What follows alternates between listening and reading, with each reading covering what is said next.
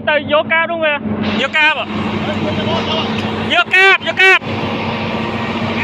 Cáp đó, tới đó, tất cả đó. Khai khâu cho bol.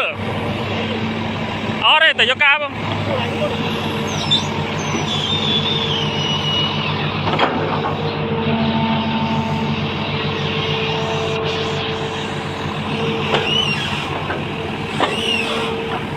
Tới vô cáp á, lại tẹo mau khôi vào bol khôi dây rương đi.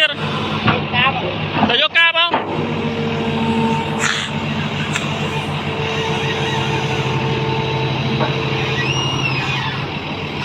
Cáp nữa nữa. Tại những tiếng nhau pa về mấy khôi bol về hướng xa đi rồi. Ta nào này bà đó. Còn tùm tư.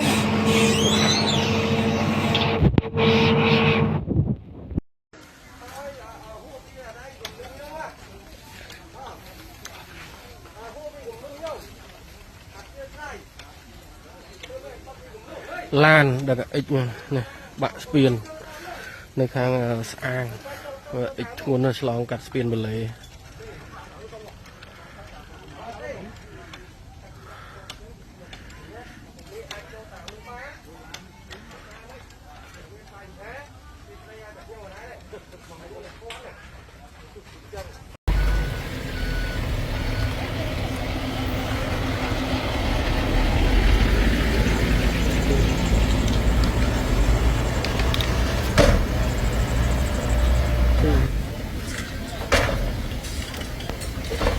đó thì đây nó